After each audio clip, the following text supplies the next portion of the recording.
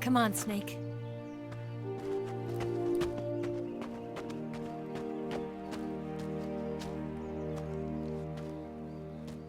We made it. We made it. Over there.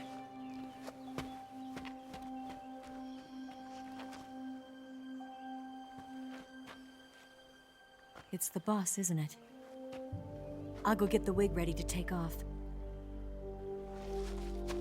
Right. I'll leave you two alone. But come back in one piece, okay?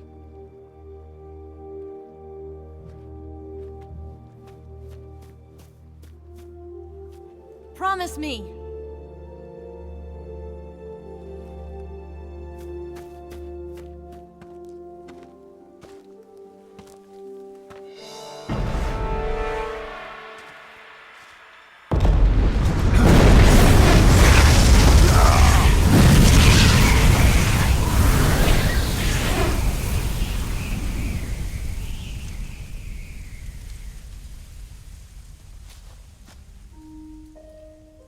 Life's end.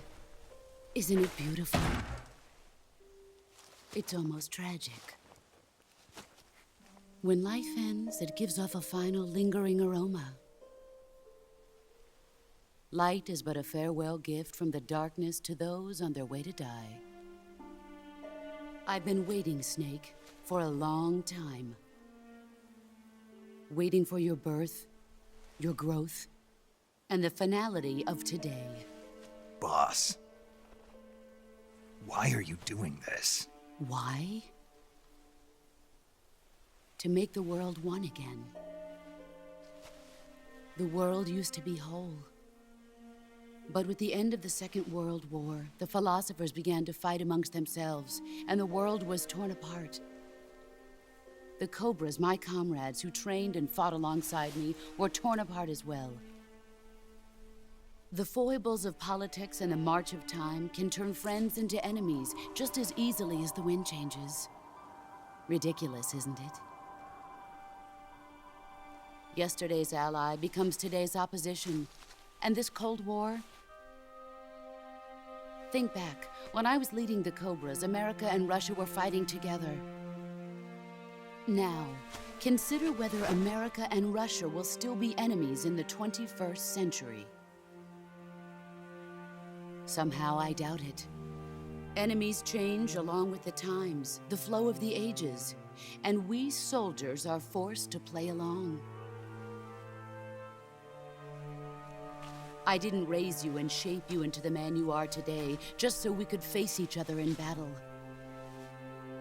A soldier's skills aren't meant to be used to hurt friends. So then what is an enemy? Is there such a thing as an absolute timeless enemy? There is no such thing, and never has been. And the reason is that our enemies are human beings like us. They can only be our enemies in relative terms. The world must be made whole again. The philosophers must be reunited. I will devote my skills to that purpose. And with the Colonel's money, I will achieve that end. Just as I once created the Cobras. They are my family. I may no longer be able to bear children, but I still have a family. It was November 1st, 1951. I was in the Nevada desert participating in atomic testing. The name Nevada is derived from Spanish, covered in snow, white as snow. And snow is exactly what I saw in that Nevada desert. It froze my blood white. Snake, you were an atomic test subject, weren't you? On Bikini Atoll. That's part of the reason I was drawn to you. You and I are alike. We're both slowly being eaten away by the karma of others. we'll never have the chance to die peacefully of old age. We have no tomorrow. But we can still have hope for the future. In 1960, I saw a vision of the ideal future from space. 3 years earlier, the Soviet Union had succeeded in launching Sputnik, the first man-made satellite in history, into orbit. This came as a huge shock to the United States. In response, America threw everything it had into its own manned spaceflight project, the Mercury program. Even as the Soviets seemed poised to send their first man into space, America was still experimenting with chimpanzees and rockets. The government wanted human data. So they secretly decided to send a human being into space. I was the one they chose. At the time, they didn't have the technology to block out cosmic rays, and whoever they sent up would inevitably be exposed to heavy radiation. That's why they chose me. After all, I'd already been irradiated once. Of course, you won't find any of this in the history books. I could see the planet as it appeared from space. That's when it finally hit me. Space exploration is nothing but another game in the power struggle between the US and the USSR. Politics, economics, the arms race, they're all just arenas for meaningless competition. I'm sure you can see that, but the Earth itself has no boundaries. No East, no West, no Cold War. And the irony of it is, the United States and the Soviet Union are spending billions on their space programs and the missile race, only to arrive at the same conclusion. In the 21st century, everyone will be able to see that we are all just inhabitants of a little celestial body called Earth. A world without communism or capitalism, that is the world I wanted to see. But reality continued to betray me. In 1961, I was sent to Cuba, to Bahia de Cochinos. It was part of a CIA-sponsored invasion under the guise of taking Cuban exiles back to their country. But the US government betrayed them. Our weak-kneed president held back their air support. Defenseless, the exiles were annihilated by the Cuban army. All I could do was watch in silence. I was set up by the very country I'd sacrificed so much for, by the very government I dedicated my life to defending. I was driven from the surface world, and I went underground. Then, 2 years ago, I faced the sorrow, my old comrade in battle. He was my friend. But one of us had to die. I was left with no choice. The sorrow gave his life for me. There is no enmity between us. One must live, and one must die. That was the mission. The ones who gave me that mission were the philosophers.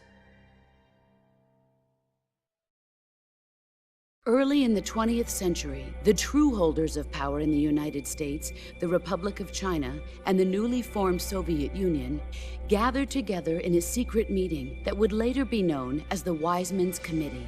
The secret pact they formed there marked the beginning of the philosophers. But the last of the original members died in the 1930s. After that, the organization began to run out of control, and the Wise Men's Committee degenerated into a mere shell of its former self. The philosophers of today have no sense of good or evil. Their influence extends to countries and organizations involved in every aspect of every war. They have become war itself. That's how they operate. The sacrifices of war cause a shift in the times. This shift leads to renewed conflict, and in turn triggers the next war. Like a nuclear chain reaction, each conflict sparks countless others, forming an endless spiral that will continue on for eternity.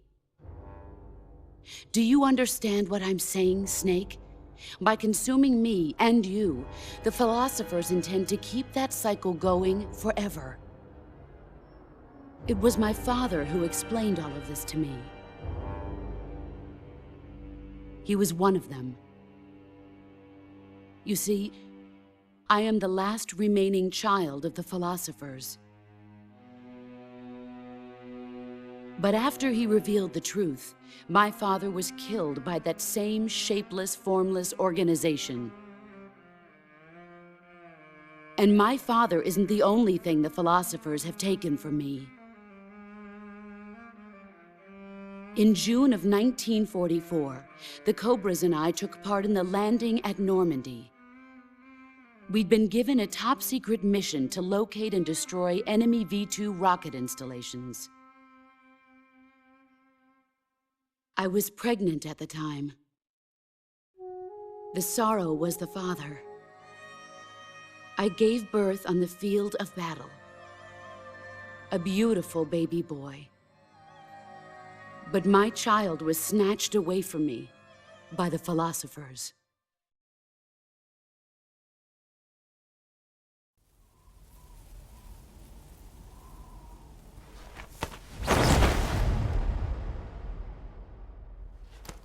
Look at this scar.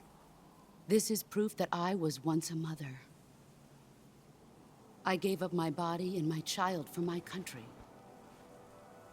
There is nothing left inside me now. Nothing at all. No hatred, not even regret. And yet sometimes at night, I can still feel the pain creeping up inside me, slithering through my body like a snake.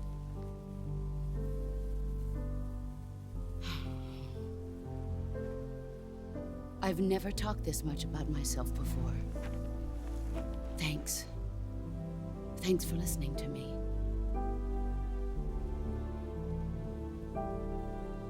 I feel content.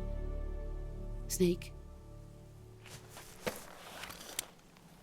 commence the operation. I raised you.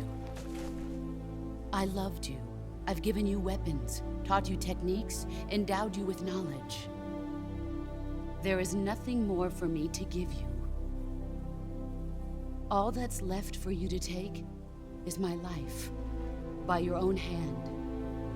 One must die, and one must live. No victory, no defeat. The survivor will carry on the fight. It is our destiny. The one who survives will inherit the title of boss. And the one who inherits the title of boss will face an existence of endless battle. I'll give you 10 minutes. In 10 minutes, MiGs will come and bomb the hell out of this place. If you can beat me in less than 10 minutes, you'll be able to escape in time. Let's make this the greatest 10 minutes of our lives, Jack. Boss. You're a soldier. Finish your mission. Prove your loyalty. Face me.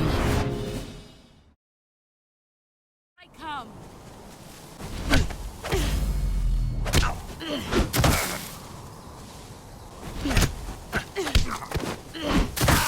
Nice try.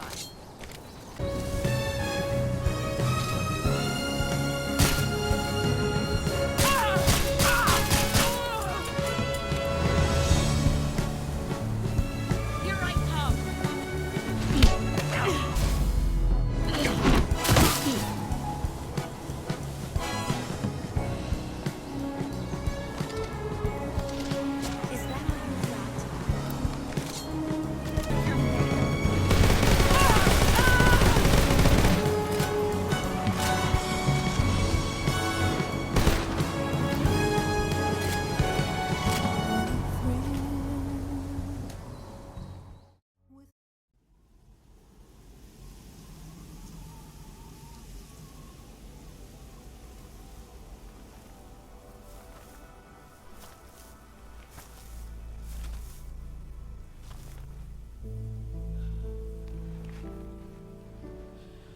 Take this.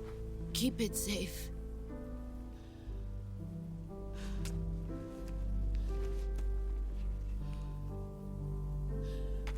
It's our only hope.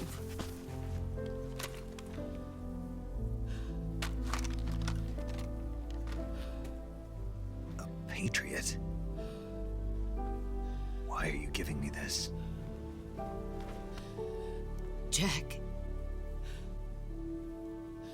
Or should I say, Snake. You're a wonderful man. Kill me. Kill me now. Do it.